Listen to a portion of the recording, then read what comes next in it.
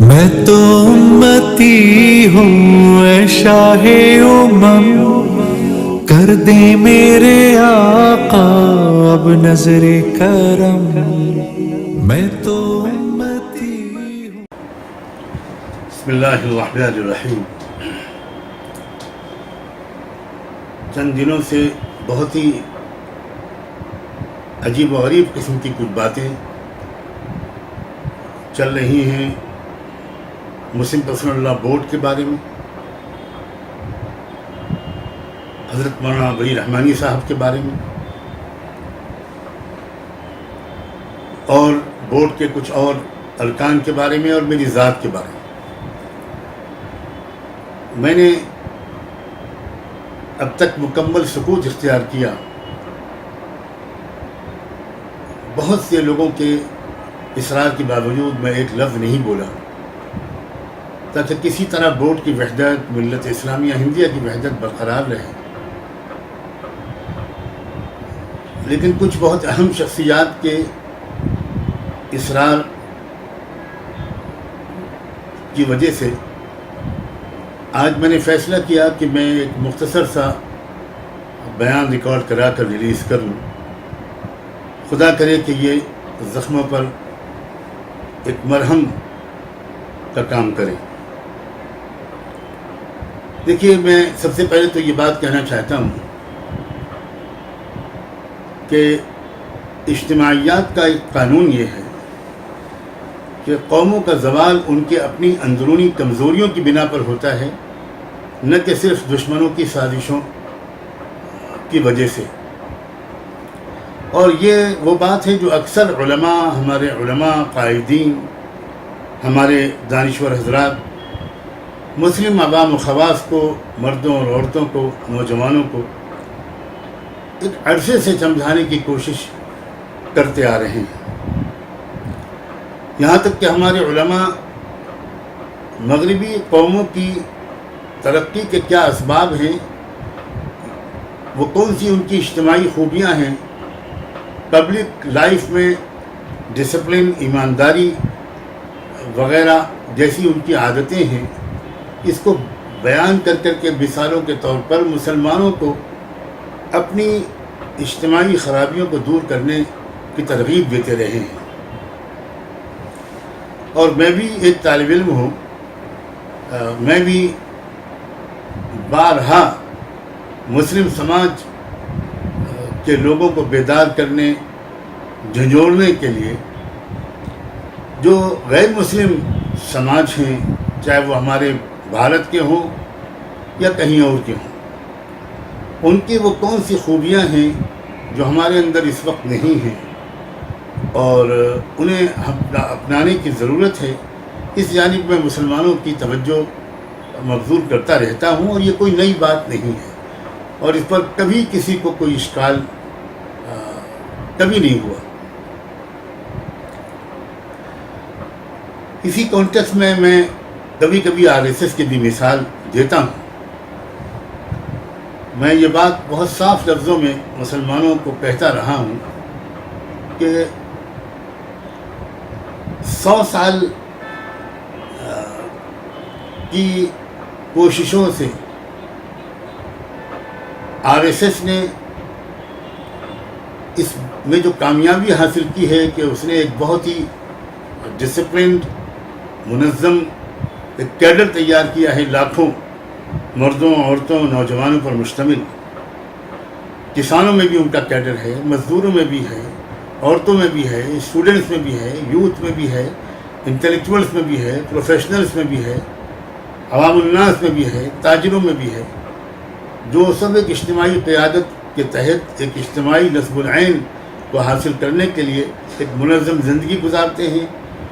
انہوں نے اپنی زندگیوں کو بہت سادہ بنا لیا ہے، ان کے کھانے سادہ ہیں، ان کے کپڑے سادہ ہوتے ہیں، وہ عیاشیاں نہیں کرتے، فضول خرچیاں نہیں کرتے، اور عام طور پر جو عام کیڈر ہے ان کا، اس کی زندگی بڑی ڈسپلن ہوتی ہے۔ تو میں مسلمانوں میں ایک غیرت کا جذبہ بیدار کرنے کے لیے یہ بھی کبھی کبھی کہتا ہوں کہ بھائی ذرا دیکھو کہ صرف بددعاؤں سے آپ کام نہیں لے سکتے، ایک اجتماعی ترقی کے اسباب ہوتے ہیں. جو قوم اس ترقی کے اسباب کو اختیار کرتی ہے اس کو ترقی حاصل کرنے سے کوئی دنیا میں روک نہیں سکتا. اور خدا نے اس دنیا کو بہت سائنٹیفک اصولوں کی بنیاد پر پیدا کیا ہے. اسی کو سنت اللہ کہتے ہیں. مسلمان اگر اس بات کی خواہش کریں کہ مسلمان اگر چائے میں کریلے کا جوس بھی ڈال دے تو وہ میٹھی ہو جائے، اور کوئی نان مسلم، کوئی ہندو بھائی یا بہن وہ اگر چائے میں شکر بھی ڈالے تو وہ کڑوی ہو جائے، یہ نہیں ہو سکتا. یہی بات ہے جو میں ہمیشہ کہتا رہا ہوں، اور یہی بات وہ ہے جو میں نے اورنگ آباد کی اس تقریر میں کہنے کی کوشش کی تھی، جس کا ایک جملہ پورے کانٹیکسٹ سے بالکل کاٹ کر اور ایک عجیب قسم کی غلط فہمی پھیلانے کی کوشش کی جا رہی ہے، اور یہ ثابت کرنے کی کوشش کی جا رہی ہے کہ میں آر ایس ایس کا ایجنٹ ہوں، میں ان کا دوست ہوں، میں ان کا نمائندہ ہوں. کیا تبصرہ کروں میں اس بات پر؟ میں کوئی تبصرہ نہیں کرتا. میں یہاں پر یہ چاہوں گا کہ آپ وہ کلپ میری اس تقریر کی خود دیکھیں اور پھر خود تبصرہ کریں کہ میں کیا کہنا چاہتا ہوں، اور کیا اس پیغام کا یہ مطلب ہے کہ میں آر ایس ایس کا دوست اور نمائندہ اور نقیب. آپ اس کلپ کو دیکھ کر خود فیصلہ کیجیے گا. میں اس فیصلے کو آپ کے اوپر چھوڑتا ہوں. مجھے بہت شکایت ہے اپنی قوم سے، اور میرا بس چلے تو میں کیا کہ گریبان پکڑوں کہ تم کو پڑھنے کے ذوق سے کس نے محروم کیا. نہ علماء پڑھتے ہیں، نہ دانشور پڑھتے ہیں، نہ لائرز پڑھتے ہیں، نہ انٹلیکچوئلس پڑھتے ہیں، نہ ڈاکٹرز پڑھتے ہیں، نہ انجینئرز پڑھتے ہیں، نہ مرد پڑھتے ہیں نہ عورتیں پڑھتی. ہر وقت موبائل دیکھتے رہتے ہیں، ہر وقت انٹرنیٹ سے کھیلتے رہتے ہیں. جو قوم پڑھے گی نہیں، جس قوم کے پاس نالج کا ذخیرہ نہیں ہوگا، جس قوم کے پاس ایک کریٹیکل اسٹڈی، کریٹیکل انالائسس، ایک تنقیدی تجزیے کا ذوق نہیں ہوگا، وہ قوم کیا خبروں میں سے غلط اور صحیح کا انتخاب کر پائے گی؟ بالکل نہیں کر سکتی. آپ ہزار بد دعا دیتے رہے آر ایس ایس والوں کو. میں آر ایس ایس والوں کے کیمپوں میں گیا ہوں، اور میں ان میں سے بہت سے لوگوں کو ذاتی طور پر جانتا ہوں. بہت پڑھنے والے لوگ ہیں، بہت مطالعہ کرتے ہیں. اسی طرح آر ایس ایس کی لابی کے خلاف اس ملک میں جو ایمبٹ موومنٹ چل رہی ہیں، جو مظلوموں کی تحریکیں چل رہی ہیں، انہوں نے بھی اپنے کیڈر اور چھوٹے سے چھوٹے کاریہ کے اندر بھی لٹریچر کے پڑھنے کا ایک شوق پیدا کر دیا. نہیں پڑھتے اگر کون؟ تو مسلمان نہیں. بہت برا حال ہے مسلمانوں کا، بہت برا حال ہے شادیوں کے معاملے میں مسلمانوں کا. 4 پیسے آتے ہیں قرض لے کر، سودی قرضہ لے کر، پتہ نہیں کیا کیا کر کے بہت دکھاوے کے کام کرتے ہیں شادیوں. یہی پیسہ، یہی انرجی، یہی وقت اگر ایک تعمیری کاموں میں صرف ہونے لگے تو قوم ترقی کرے. پھر میں آپ سے کہتا ہوں، آپ ہزار بد دعائیں دیجئے آر ایس ایس والوں کو. جو آر ایس ایس کا نیچے کا کیڈر ہے، جس نے 100 سال کی محنت کر کے اپنی افکار و خیالات کو ہر کچے پکے گھر میں پہنچایا ہے، وہ بہت محنتی ہے، اور بہت سادگی اس کی زندگی میں. اتنی سادگی ہے کہ آپ ایک دن بھی ان کے ہاں قیام نہیں کر پائیں گے. اتنی سادگی ہے. اور اسی طرح جو دوسری تحریکیں اس ملک میں چل رہی ہیں، ان کا بھی یہی حال ہے. سب سے زیادہ عیاشی بہت معاف کریں گے مسلمانوں میں. بہت ہی دکھ ہوتا ہے اس کو دیکھ، بہت دکھ ہوتا ہے. اتنی فضول خرچی، اتنی عیاشی کہ اگر انہی ریسورسز کو اگر پول کر کے اگر ہم مختلف قومی پروجیکٹس میں لگائیں تو کہاں سے کہاں بات پہنچ جائے. اور رہی اس کلپ کی یہ بات کہ میں کیمپوں میں گیا ہوں، آر ایس ایس کے کچھ لوگوں سے میرے ذاتی تعلقات ہیں، تو میں اس کی بھی ایک تاریخ آپ کو آج سناتا ہوں مجبوراً.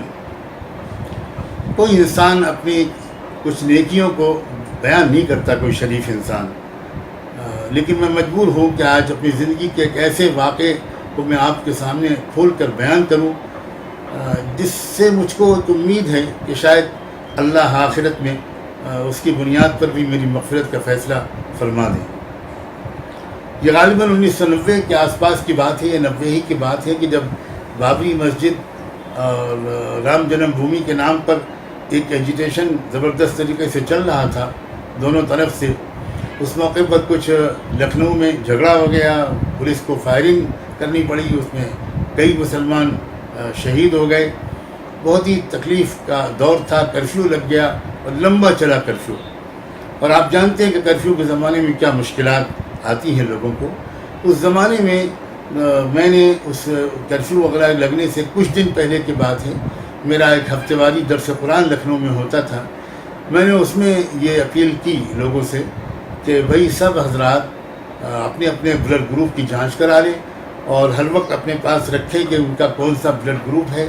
اور اسی طرح وہ ہمارے جو ایک چھوٹی سی ایک این جی او چلتی تھی, اس این جی او کے آفس میں اپنا بلڈ گروپ اپنے نام اور کانٹیکٹ نمبر پتے وغیرہ کے ساتھ درج کروا دی, تاکہ کسی وقت ہم کو ضرورت پڑے کسی بھائی یا بہن کو اپنا خون دینے کی, کوئی مسئلہ پیش آئے تو ہم کچھ خدمت میں حصہ لے سکیں.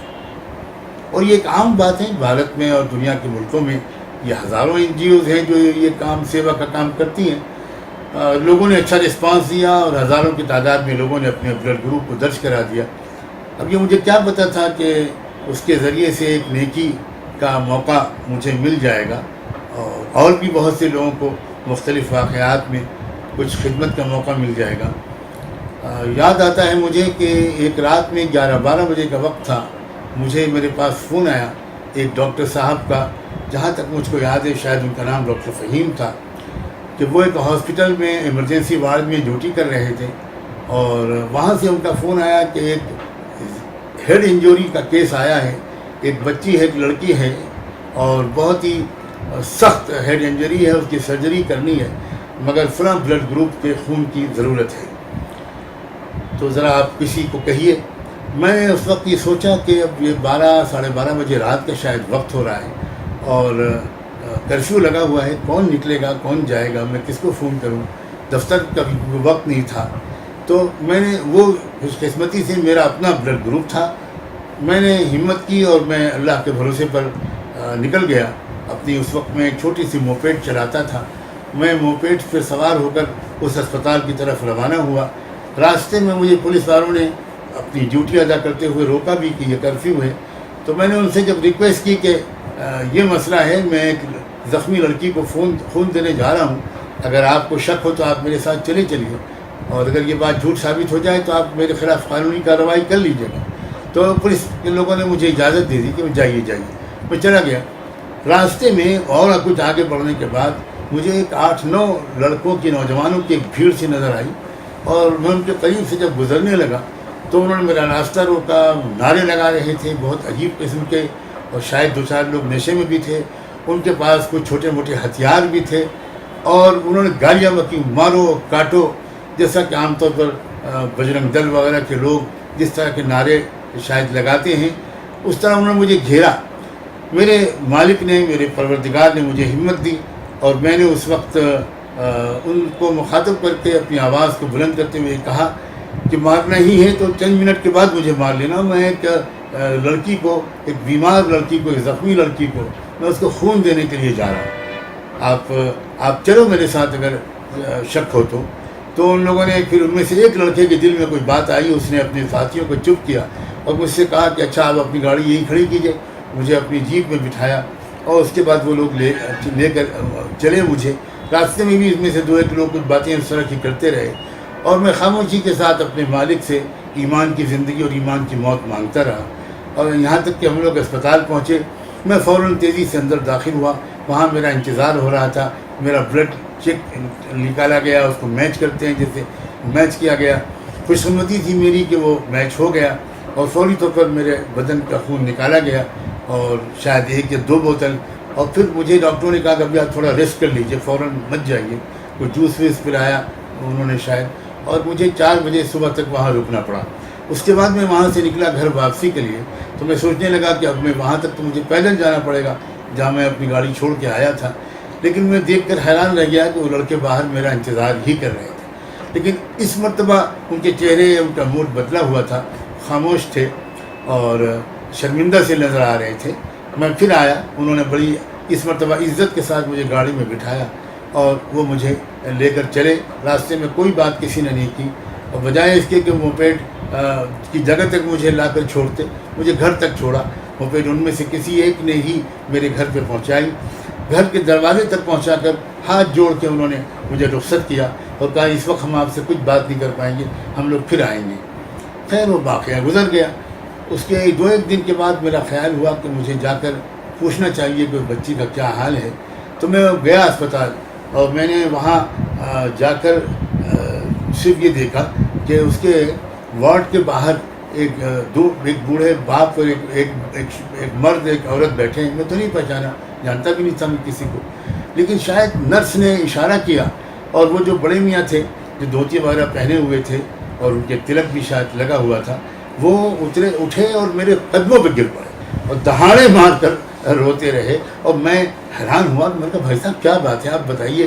کہ آپ دیوتا ہیں، آپ بھگوان ہیں، آپ نے میری بیٹی کو بچا لیا. میں نے کہا بچانے والا تو مالک اللہ ہوتا ہے، خدا ہوتا ہے، ہم سب کا جو ایشور ہے وہ بچاتا ہے. میں نے تو اپنے پاپوں کو دھلوانے کی کوشش کی ہے. کیا چلیے اب مبارک ہو گئے. کہاں صاحب بیٹی ٹھیک ہو گئی، ہوش میں آ گئی، اور مجھے انہوں نے بتایا کہ آپ نے خون دیا ہے، یہ ہماری اکلوتی بیٹی ہے اور نہ میرا کوئی بیٹا نہ کوئی باپ، نہ کوئی بیٹا ہے نہ کوئی بیٹی ہے. میں بہرحال اپنے مالک کا شکریہ ادا کر کے بچی کی خیریت پوچھ کر گھر واپس آ گیا. میں اپنے کاموں میں لگا ہوا تھا. 8-10 دن کے بعد پھر اچانک وہی ماں باپ پھر میرے گھر پر آئے. اس نے ان کو بتایا میں نہیں جانتا، اور وہ لڑکی بھی ساتھ میں تھی.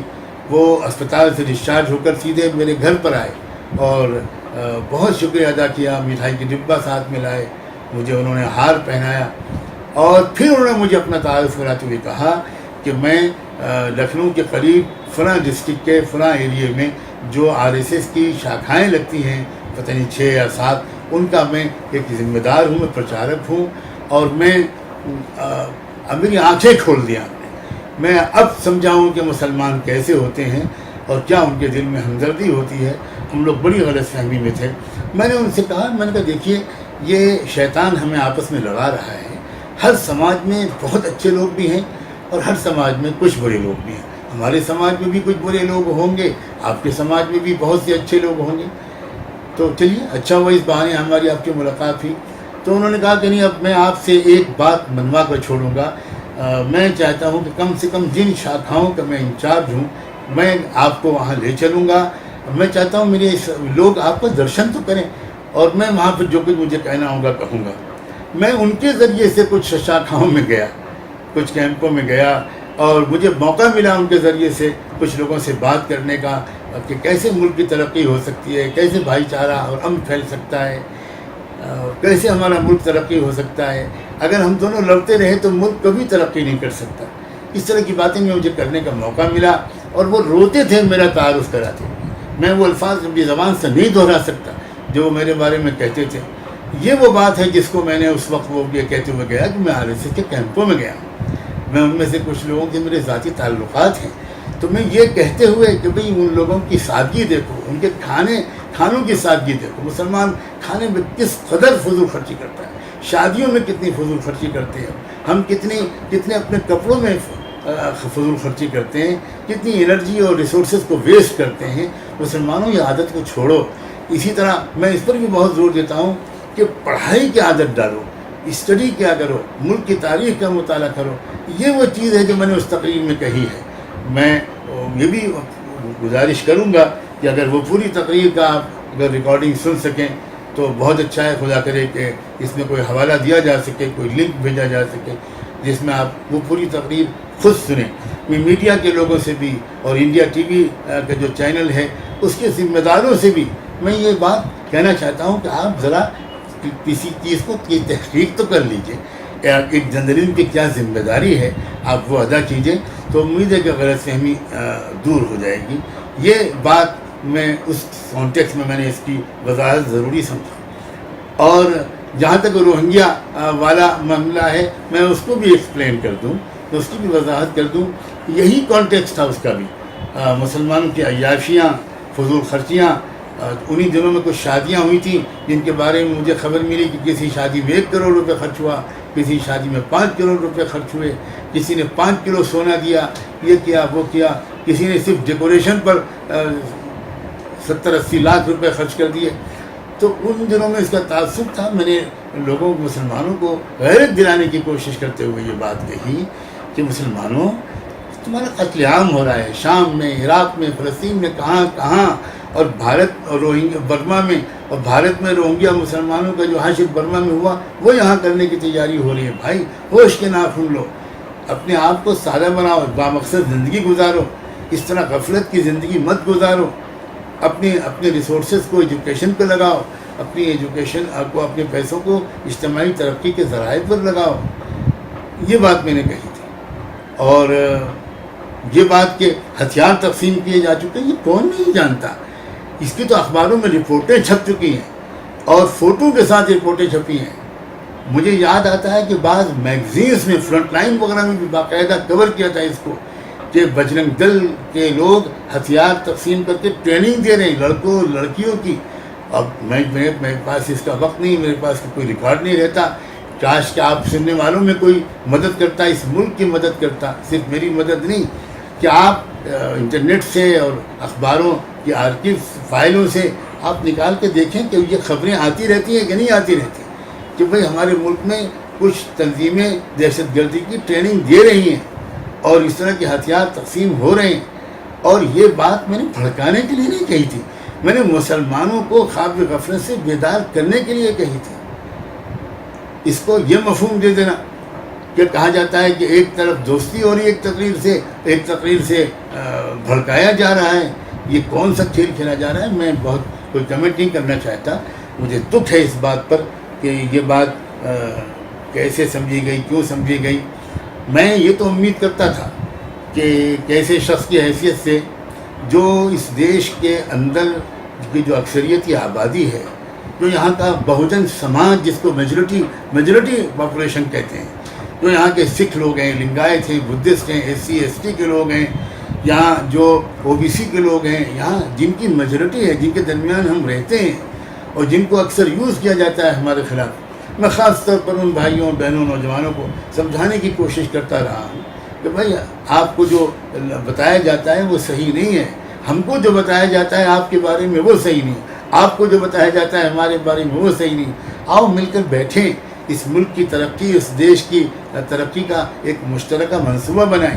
یہ بات میں ملک کے طول و عرض میں کر رہا ہوں، اور سنت پریوار کو اس سے یقیناً تکلیف ہوگی، کچھ لوگوں کو ضرور ہوگی جو برہمن واد اور منواد پھیلانے پر تلے ہوئے ہیں۔ تو میں یہ تو امید کرتا تھا کہ وہ مجھے تکلیف میں ڈالیں گے، لیکن یہ بات کہ وہ ہمارے ہی کسی ساتھی کو اور میرے اپنے کسی بچپن کے دوست کو استعمال کرنے میں کامیاب ہو جائیں گے، اس کو میں خواب میں بھی نہیں دیکھ سکتا تھا، سوچ بھی نہیں سکتا تھا۔